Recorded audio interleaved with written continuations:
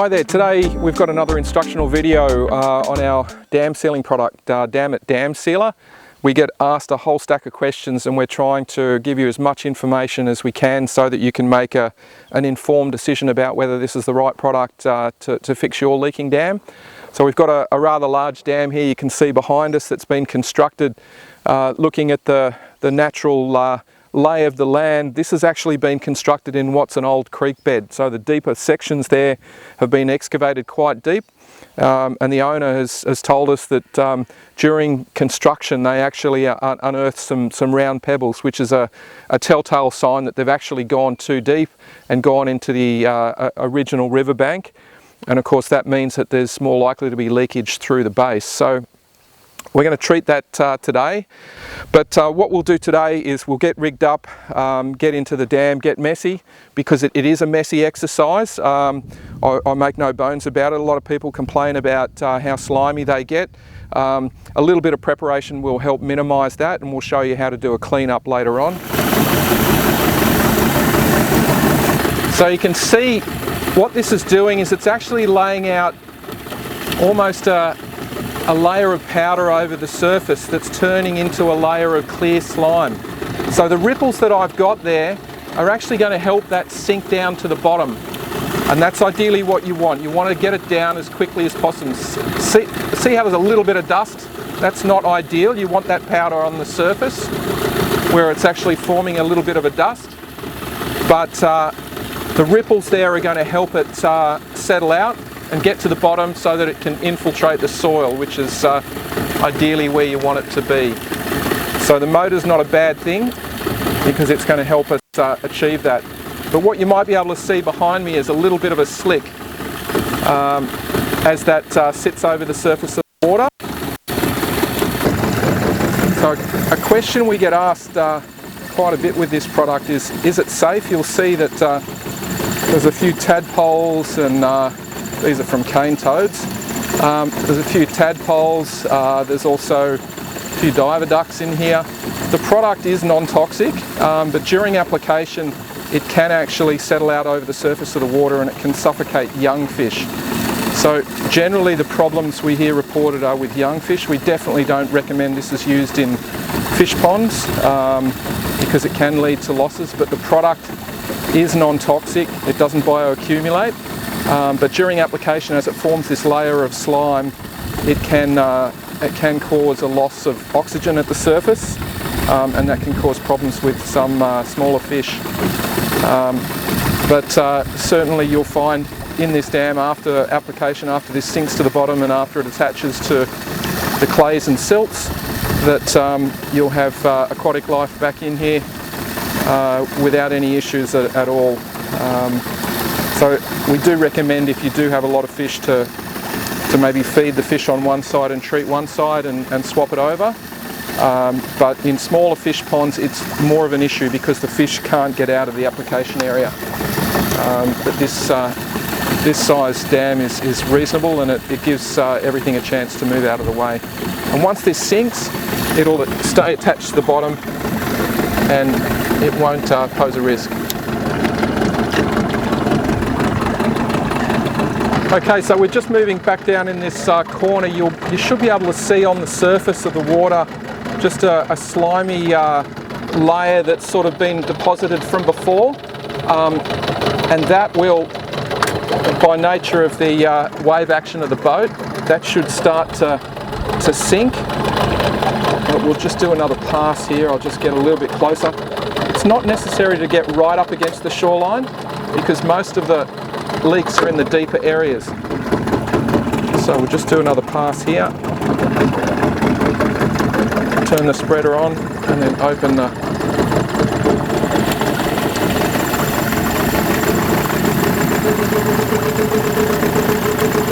and it's a little bit of trial and error just to adjust to your speed and adjust the aperture. See, I can throw more on, but ideally you just want a nice fine even coverage. Just keep an eye on the hopper here and see how much product we've got.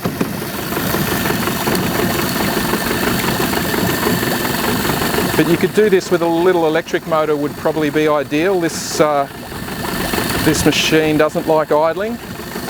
Like most outboards, they need a little bit of herbs before they want to go, and that might be just a fraction too fast. But we're getting the product out. Okay, so we've finished the application. We're just about to head up to the shed and do the wash up. We'll actually show you some tricks and techniques to make wash up easier, but just so that you can get a feel for it, you can see that there's a sort of a layer of slime over the surface, and that'll continue to get thicker and thicker as the product absorbs water.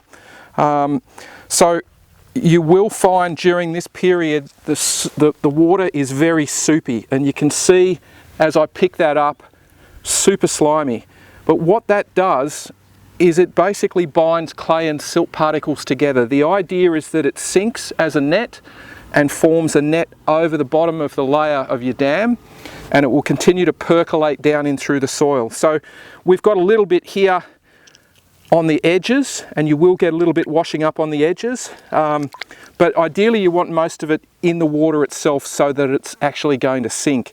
So it is a very slimy and slippery product. A lot of people are very concerned after they've first applied the product, but normally within 24 to 48 hours a lot of this will disappear.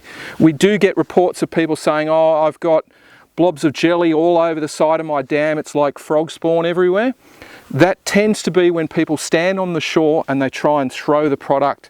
If you get it nice and evenly distributed as a powder across the surface of the water like that, it's actually going to form a big layer. It comes together. You'll see that even though we had the boat running through that, it actually creates a bit of a bow wave, but that product will slowly come back together again. It almost self-heals. And that's the same when you have livestock entering your dam. A lot of people say, well look, can my cattle or horses come in, and is that going to cause problems? The product is designed for use in stock dams, so if you've got hooves pushing down into this, the product will actually self-heal. It actually ends up oozing into those holes and filling those holes, so it's not a problem. You obviously don't want massive amounts of stock disturbing it until it's had a chance to really bed itself in and attach to the soil. So if you can keep the cattle or horses out of that paddock for a period of time, we'd suggest you do until all of this is cleared. But to put hooved animals back in, whether it's sheep or cattle or horses, it's not going to cause problems because the product will move around a little bit, but it's not going to migrate from this side of the dam to that side of the dam. It pretty much stays where you apply it, which is why we're suggesting a nice even coverage over the surface of the dam, and that way it's going to sink where it is. Sometimes you'll find just the wind, and when we started this project we had too much wind and now we haven't got a breath of wind. A little bit of wind is often enough to cause this to wet out. The other thing you'll find is just by splashing the water, that's often enough to actually get it to sink. It actually breaks the surface tension and it causes it to sink. And once this pulls itself down, it'll pull itself down in like big layers, which is what it needs to do. So we thought we'd just interrupt that video quickly to give you an update. We've had an opportunity to get back to this dam that we did a couple of weeks ago. You might recall earlier in the video that the levels were really low. This is a dam that hasn't been in place for that long, but it hasn't been holding water. The bottom actually ended up cutting into an old riverbed with the round pebbles and a lot of sandy and loamy soil. There was some clay put over the top of that and compacted, but this wasn't holding water when it was first constructed. But happy to report today we've got an excellent result. We applied about 3 buckets of the Damit dam sealer over the base of this dam, and this was where the issues were, in the base of the dam. So now that the water levels have come up, we've had significant rain event over the last week or two. Some of it was quite severe. You'll see significant scouring along this bank. There's some earthworks that have been done along here to profile this bank. That's actually a good thing. It's helped wash some clay and silt into the dam, and that's helped activate and bind with the Damit polymer. But the good news is it's all at the bottom. You will recall that when we first did the application, the water was all soupy, it was all slimy, there was lots of slick over the surface. And a lot of people are alarmed when they first see that, but you can see the results now. This is only 2 weeks later. There's virtually no signs of the 𝗏𝗏 seal polymer. It's all at the bottom, which is where we want it to be. There's signs of wildlife. You'll see there's a diver duck over there. There's some black ducks up around the corner as well. There's dragonflies and tadpoles, and this dam is doing exactly what it should be, which is holding water. There might be a little bit of settling in over a period because the water level hasn't been this high, but signs are great. There's no signs of leakage. The water level is continuing to come up slowly. There's a small feed from that bowl up the back there. There's still water trickling in, which is great news, but everything's looking good. It's holding water. The dam is returning to normal. There's vegetation starting to re-establish here. So really what we've got is an excellent result.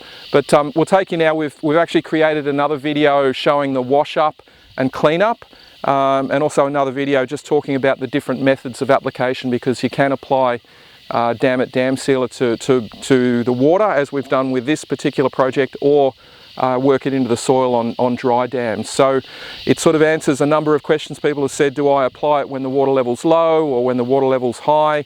There's a lot of flexibility in using this product, but hopefully these videos have given you an indication of different ways that you can approach resolving the water leaks in your dam. But yeah, we might take you to the next video, which is cleanup. But today we've got a very happy landowner. We've got water in a dam. The level's going to continue to come up until we hit the spillway, but everything's looking extremely positive so far.